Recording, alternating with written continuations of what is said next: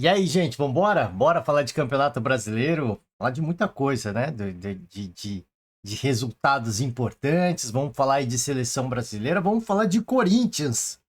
Cara, não tem como falar de Corinthians sem deixar de falar da situação política que viu o clube. E, e olha, essa pausa. É óbvio, a gente vai falar de Flamengo, a gente vai falar de Palmeiras também. A gente vai falar de Fluminense, vai falar de Botafogo, equipes que vão jogar a Copa do Mundo de Clubes. Mas ao longo da competição, ao longo dessa competição internacional, que vai ser importante para as equipes participantes, eu acho que ela vai ter um grau de suma importância e ela vai ter e ela vai ser um ponto-chave, vai ser um ponto decisivo para algumas equipes, né? Para algumas equipes, de repente, se firmarem na competição, para algumas equipes resolverem alguns problemas, para algumas equipes sanarem algumas dificuldades. A gente pode citar várias e várias situações. O esporte, por exemplo, que não consegue vencer, o pior início de campeonato brasileiro aí nessa era de pontos corridos, né? Conseguiu aí uma façanha a equipe do esporte. A gente pode falar do Santos, situação difícil, complicada, zona do rebaixamento, Neymar continua, não continua, mas a gente pode falar também, especialmente desse Corinthians, que não me parece que a crise política terá uma solução de curto prazo. Eu não vou me delongar aqui nesse assunto, até porque eu não quero também fazer um podcast de 1 hora, a gente vem constantemente tentando encurtar, não conseguimos, mas a gente vem tentando, né? O objetivo é tentar. Mas o pessoal tem acompanhado aí o dia a dia das notícias esportivas, o que aconteceu, enfim, tentaram invalidar o afastamento do presidente. O cara, ocorreu o papelão do presidente ir até a sala da presidência e lá estar o Stabile, né? O presidente interino, que diz que, cara, não é assim que se resolve as coisas. Os caras ali meio que tentaram dar um golpe, né? É uma coisa louca, uma coisa muito maluca o que está acontecendo com o Corinthians. Obviamente, tem muita gente que fala assim, ai, não tem nada a ver o que acontece lá fora, não interfere aqui dentro. Interfere sim, interfere sim. E quem falou o contrário é balela. Tá falando para tentar desviar o assunto, ou não sabe nada, né? Ou não sabe nada, ou é apenas um comédia, né? Porque isso influencia sim. Já falei. Até citei alguns, acho que podcast anterior, algumas semanas atrás. Cara, primeiro que pessoas próximas, amigos, familiares, vão perguntar o que está acontecendo. Segundo que amigos do mundo esportivo vão perguntar o que está acontecendo. Também pode acontecer da imprensa perguntar o que está acontecendo. Vem um jornalista ou outro, pô, o que está acontecendo? Como é que o cara foca na situação? E outra que é a questão pessoal dele. Até quando vai durar meu salário? Até quando que vão pagar, que vai pingar o meu salário certinho? Né? Então, assim, não tem como dissociar essas questões da atuação do time dentro de campo. Por um certo momento, eu acho que dá até para blindar, mas chega um ponto em que não dá mais. E a situação em que se encontra o Corinthians hoje, em termos na questão política, é impossível, eu diria que é impossível essas questões extra-campo não influenciarem diretamente no rendimento da equipe dentro de campo. E aqui eu trago até em destaque, pegar aqui, ó, a notícia, uma das notícias que a gente vai passar hoje, ó, Rodrigo Garro, ó, a guerra política do Corinthians atrapalha nosso trabalho. Tá vendo? Rodrigo Garro, um dos principais jogadores desse elenco corintiano, é cara, um dos melhores, talvez, em atividade no Brasil na bola parada, no chute de longa distância. Um dos caras mais diferentes desse elenco corintiano. O cara falando. E o cara nem é brasileiro, hein?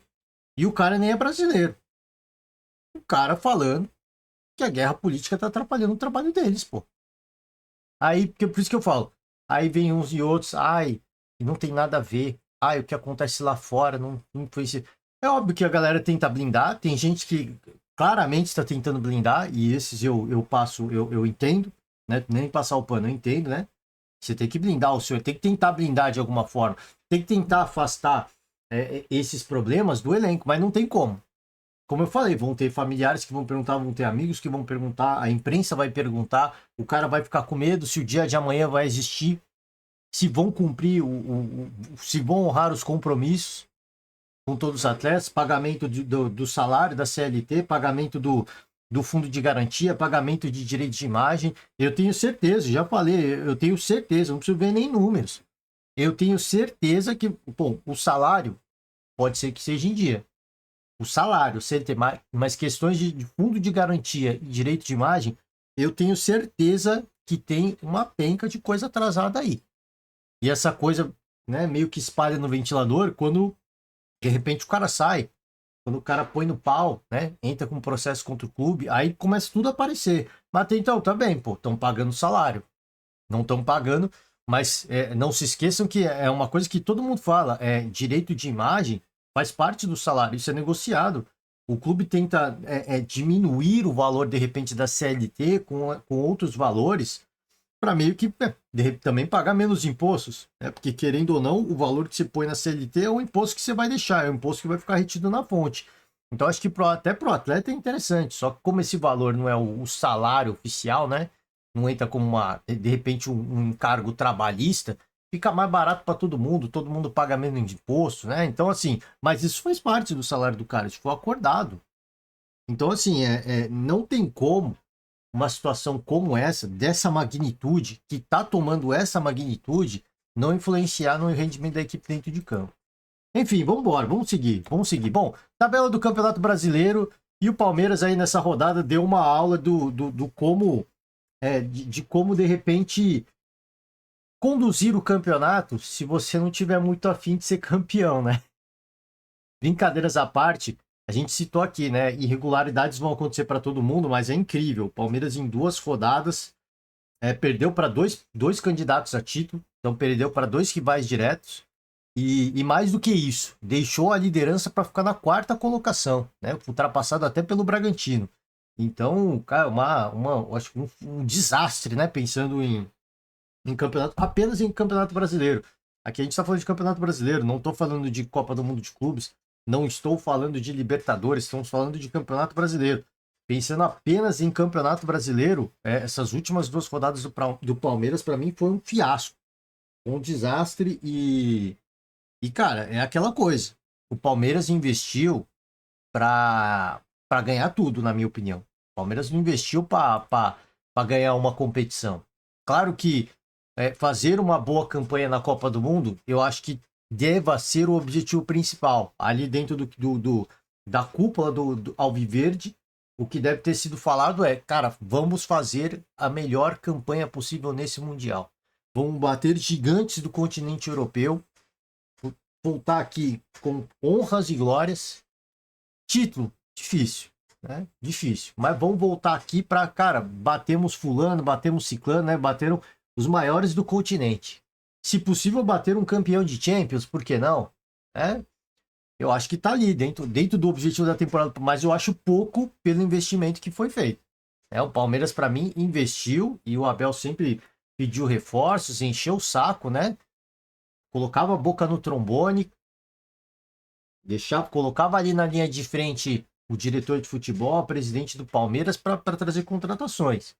Agora, é uma coisa que eu tô falando, ó, há mais de uma temporada. Está na hora do torcedor palmeirense cobrar o técnico Abel Ferreira.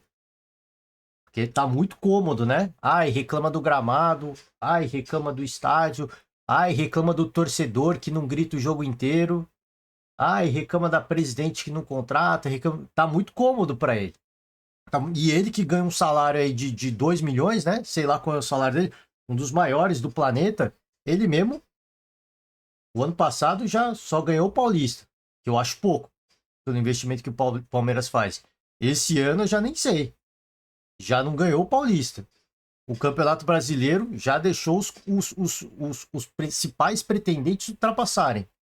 Então, uma coisa que eu tô falando já não é dessa temporada, é da temporada passada, acho que desde a retrasada. Chegou num ponto em que o torcedor palmeirense tem que começar a cobrar o Abel. Para ele é muito cômodo, vai pedindo, vai pedindo. E se essa temporada não ganhar nada? Normal, eu acho normal. Porque todo mundo investe. Todo mundo tem o seu investimento, todo mundo, cara, consegue montar uma composição de elenco. Ninguém vai ganhar tudo toda temporada, mas a cobrança que eu digo assim, você não pediu tudo que você queria, você recebeu tudo que você queria. Agora a gente quer receber também tudo que foi prometido. Ah, se não jogarmos em casa, é uma coisa que eu sempre lembro. Se não jogarmos em casa, não posso prometer títulos. Tá jogando em casa, tá jogando muito mais em casa, né? E eu falei até, acho que no último podcast, nem do Flamengo o Abel consegue ganhar. Ah, tudo bem, ganhou o final da Libertadores, que é a partida mais importante. Mas em brasileiro tá difícil, hein? Tá difícil. Então, falei, tá na hora do torcedor começar a cobrar o técnico Abel, porque ele é bom, pra mim ele é o melhor que tem atividade no Brasil, mas pra ele tá muito cômodo. A vida dele tá muito tranquila, né?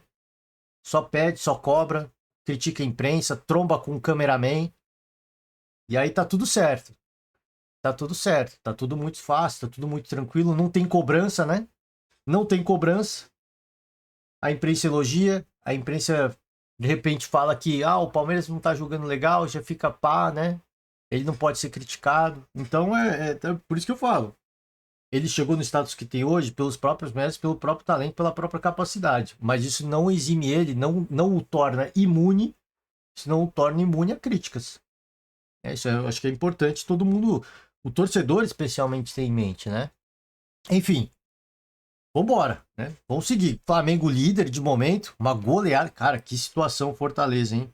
Vivendo tempos difíceis, zona do rebaixamento, classificado na Libertadores, mas no Brasileirão a coisa tá azedando, viu? Tá azedando, é aquela coisa dos treinadores que ficam muito tempo no cargo. É, é, como encontrar uma forma, um equilíbrio, tá tentando encontrar a palavra, um equilíbrio, né, de um time que de repente possa estar acomodado, que é normal, existe um padrão de trabalhar, de seguir a vida, de tocar o dia a dia.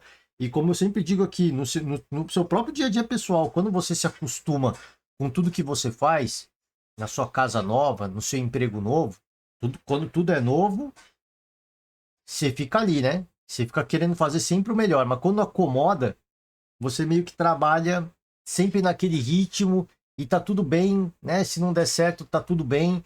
E esse talvez seja os momentos mais críticos, né, para qualquer treinador, porque o time se acomoda, o treinador se acomoda também, e é natural, gente. Isso aqui não é porque o cara é preguiçoso, não. É porque é natural. E aí, cara, o treinador tem que encontrar formas de provocar os jogadores e os tirá-los da zona de conforto. Não só o treinador, né? A gestão também. Fortaleza vive essa fase, cara, muito difícil. Muito difícil. É um momento de cobrança agora e de retomada. Porque, olha, do jeito que tá, a coisa tá feia, hein? O negócio não tá legal. É diferente, por exemplo, do Mirassol, que vem de uma Série B e agora tudo que acontecer é lucro, pô. Os caras estão em estado de graça. Os caras estão vivendo a vida. Esses estão vivendo a vida. E é bacana demais. É Cruzeiro que venceu o Palmeiras em questão de 5 minutos do primeiro tempo. Cara, assim, um constrangimento, assim, uma situação extremamente constrangedora. Mas a gente sempre contextualiza. Falei tudo aí do Palmeiras, do Abel, mas Palmeiras em modo mundial, né? Palmeiras totalmente em modo mundial. O Flamengo não, você viu? O Flamengo cumprindo aquilo que se dizia no início da temporada. Quando começou a temporada e o Flamengo começou mal na Libertadores, o que se falou? O foco do Flamengo é o Brasileirão. E eu acho que o Flamengo tá confirmando isso. Agora classificado na Libertadores, está mais tranquilo. O foco realmente do Flamengo, eu acho que vai ser o Brasileirão. O principal, não o único. O principal, eu acho que do Flamengo vai ser o Brasileirão. O Cruzeiro vai tentar beliscar um título, com certeza. E aqui, contextualizando de novo, a gente entende. E aqui não é, pô, é o fim do mundo. Acho que o Palmeiras vai se recuperar, mas aqui um time totalmente em modo Copa do Mundo de clubes. E aí agora já embarca e vira a chave. Fluminense, pô, que recuperação do Fluminense também. Uma baita vitória para cima do Internacional no Beira-Rio. Uma baita, o Fluminense chega na Copa do Mundo com muita moral, com muita confiança. O Flu bem no Brasileirão, bem na Sul-Americana. Então, assim, o Fluminense bem em todas as frentes. Acho que chega muito forte nesse Mundial aí, forte assim, na mentalidade, né? Claro que ali é outro jeito de jogar. Vai encarar gigantes do continente europeu, é muito difícil, mas cara, chega com a confiança lá em cima. E eu acho que isso é muito importante. Você vai encarar equipes que estão, de repente, voltando de férias, tiveram que interromper as férias, de repente peguem atletas aí muito desmotivados. Pô, caramba, me tiraram das férias, cara, né? É o momento. Acho que esse é um bom momento para bater aí os gigantes europeus. De repente, quem vai encarar o PSG, pô, os caras estão numa ressaca de título, é a chance. A fase de grupos, eu acho que é o ponto. É a hora e a vez de você tentar arrancar alguma coisinha. Já falamos aqui, o Bragantino, não falei, os jogos de sábado, o Bahia venceu o São Paulo 2-1. O momento do São Paulo também não tá legal, né? 13 pontos, o Bahia dá uma reforçada na sua pontuação, também dá uma revigorada na confiança. Depois de um momento complicado durante a semana, acabou não se classificando para Libertadores, mas tá na repescagem da Sul-Americana. E no Campeonato Brasileiro tá bem em pontuação. O São Paulo fica aquela bronca do torcedor, classificado na Libertadores, mas no Brasileirão precisa começar a dar sinais de resposta. O Vasco da Gama é a mesma coisa. Eu acho que ainda tem muito a melhorar e essa pausa vai fazer bem que eu falei, tantas equipes, e o Vasco é uma delas. Acho que vai fazer bem ao Vasco ter esse tempo aí para treinar um pouco mais, entender a forma do Diniz jogar. Claro que aqui eu acho que são duas equipes em momentos diferentes e com status técnicos diferentes. O Bragantino, para mim, é superior ao Vasco, mas com esse tempo que o Vasco tem a trabalhar, é um tempo importante, fundamental para sair dessa situação, porque, olha, situação extremamente incômoda para Vasco, para Internacional, para São Vitória também, né? Aqui o Mirassol, esse para mim, eu acho que a pausa não vai fazer tão bem para o Mirassol. É um tempo que você fica parado, a equipe está confiante, a confiança baixa, e todos aqueles outros que não estão tão confiantes, eles conseguem retomar a confiança. Então, acho que para o Mirassol não vai ser bom, não vai ser tão bom, né? Essa pausa, porque, pô, você está embalado, você está confiante, você está, pô, empolgado. De repente você freia isso, acho que o Mirassol não vai ser tão legal, né? Não que vai ser um desastre, que vai começar a cair, não. Eu acho que vai nivelar. Esse que é o problema. Pro Mirassol, que equipe que de repente, pô, se der pra beliscar aí uma pré-Libertadores, vai ser um sonho máximo. A gente nem imaginava isso. E os caras empolgados, embalados nesse momento, essa pausa nivela todo mundo. De recuperar atletas que estavam lesionados, de recuperar a confiança de atletas que estavam sem confiança. Santos 0, Botafogo 1, Neymar foi expulso e, cara, talvez uma despedida muito melancólica do craque Ney, hein? Não vou nem dar tanto destaque para essa notícia, que a gente falou bastante de Corinthians, mas talvez uma despedida bem melancólica do Neymar, né? Que momento chato, que momento chato. Eu separei até uma notícia aqui, vamos rapidamente passar pelos resultados, a gente vai para essa notícia, tá? Juventude 0, Grêmio 2. Resultado importante para o Grêmio, empurra um rival para baixo e também se projeta para cima, para fugir aí desse risco de rebaixamento. Corinthians 0, Vitória 0, resultado horroroso para as duas equipes, se bem que o Corinthians está no meio de tabela, mas não está tão confortável assim, né? Não é uma situação tão cômoda. O Ceará 0, Atlético Mineiro 1, Cruzeiro 2, Palmeiras 1, Internacional 0, Fluminense 2. Essa é a configuração de tabela, o G6 aqui. Flamengo, Cruzeiro, Bragantino, Palmeiras, Fluminense, Bahia. E aí veio o Mirassol, hein? Que momento de todos os paulistas. Quem diria que o Mirassol seria a equipe que traria orgulho aí pro torcedor do futebol paulista, hein? O Mirassol, Atlético Mineiro, Botafogo, Ceará, Corinthians, Grêmio, equipes aqui no limbo, São Paulo, Internacional, Vasco e Vitória, zona do rebaixamento, Fortaleza, Santos, Juventude e Sport. Esta é a configuração de tabela atual. Vamos para notícias esportivas. O Rodrigo Garro, que eu destaquei, o artigo por Bruno Cassucci. O cara é argentino, né? Você imagina, pô, o argentino veio aqui, já nem tá muito afim de entender o que tá acontecendo no nosso país, imagino eu. Só que tá vivendo a vida dele, não é que ele não tem interesse. Tô falando, pô, tô trabalhando, falo espanhol. Também não vou ficar correndo atrás, né? Tô fazendo o meu, tô me recuperando aqui, quero ficar na ponta dos cascos. Imagino que o cara também não fique procurando muita coisa. Você vê que para esse cara chega coisa e atrapalha o cara. Você imagina para quem entende português, né? Não que ele não entenda, mas, pô, não como de repente entenderia o Hugo, como entenderia o Yuri Alberto, que são brasileiros, vão entender o que está sendo falado, que aparece nas redes sociais, nas páginas esportivas, é só se falar nisso. Então, um argentino falando que tá atrapalhando, você imagina para quem é brasileiro. Sem dúvida, a gente escuta, vive o dia a dia do Corinthians. Vou falar por Rodrigo Garro, ok? A guerra política do Corinthians, infelizmente, atrapalha. Atrapalha o nosso trabalho. Mas dentro do CT, a gente tem um clima muito bom. O grupo está fechado. Não é que a gente perde ou deixa de ganhar com a guerra política. Não tem a ver com isso. Pô, atrapalha, pô. Atrapalha. Não é bom pra gente. Não é bom pra gente não escutar e saber o que acontece. Eu também não quero saber o que acontece. Tô aqui pra jogar futebol. Por isso que, ó, acabei de falar. O cara, mano, ele tá focado no futebol, mas atrapalha, velho. Fica esse ruidinho. É, atrapalha, pô. E eu tô falando, pô, o cara é argentino, nem fala português nativo. Ele entende, mas ele não é a língua nativa dele. E, pô, se pra esse cara atrapalha, imagina pra quem é brasileiro, pô. Vamos lá, o Neymar aqui, ó. Deixa eu ver se tem a notícia do Neymar aqui, ó. Ah, pô, esse aqui que eu queria destacar. Esse artigo eu acho legal. Vou deixar aí pra galera ler depois.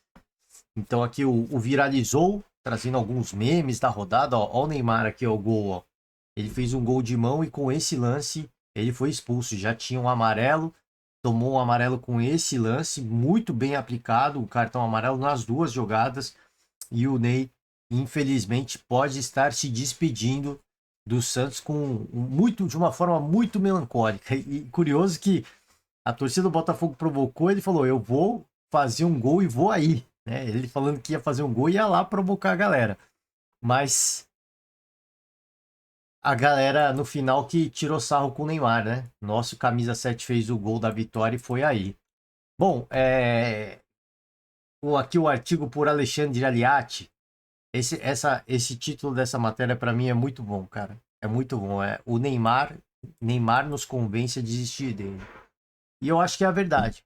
Eu acho que isso diz muito sobre muitos fãs, muitos torcedores do Neymar, torcedor do Santos também, galera, pessoal de outras equipes que é simpática ao Neymar.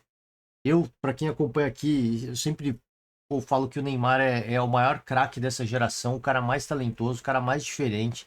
Não tem um jogador como o Neymar com habilidade, assim, com habilidade, com habilidade. Cara bom tem um monte. Cara bom tem um monte. Mas assim, com habilidade, com o talento que ele tem, no Brasil, né? Tô falando do Brasil, não tem igual.